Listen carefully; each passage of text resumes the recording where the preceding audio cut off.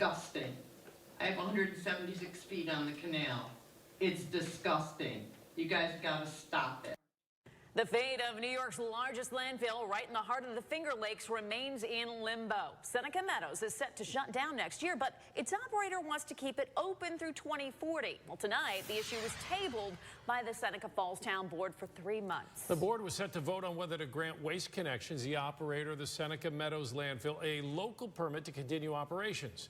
News 10 NBC's Marcia Gustin was at tonight's meeting and spoke to neighbors who say they are tired of the landfills stinking up their town.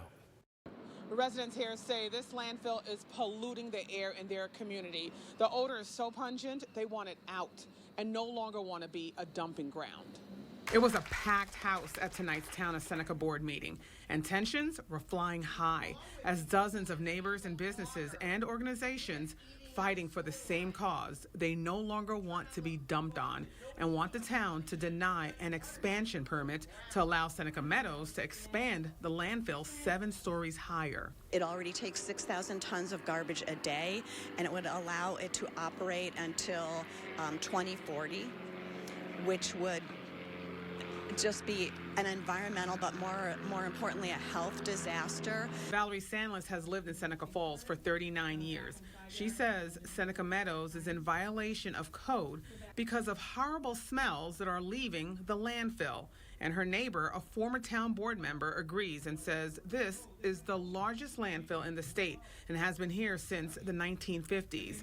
Now that it has been tabled for the next 3 months, he says it sends a message. When I was on the board, we didn't approve the operating permit for 2 years.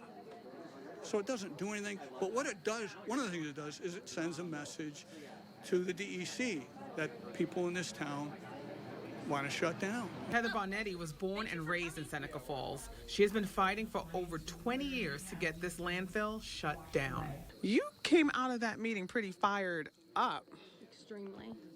Tell me why. Month after month, I've been doing this year after year. For 25 years, I've been dealing with the smell, the disgusting odor of the landfill.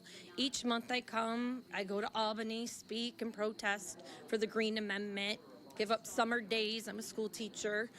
It's just very frustrating to keep saying the same song and dance month after month after month. Nothing has changed, but the odor has gotten worse. I tried to find a neighbor who was in favor of the landfill, but I couldn't.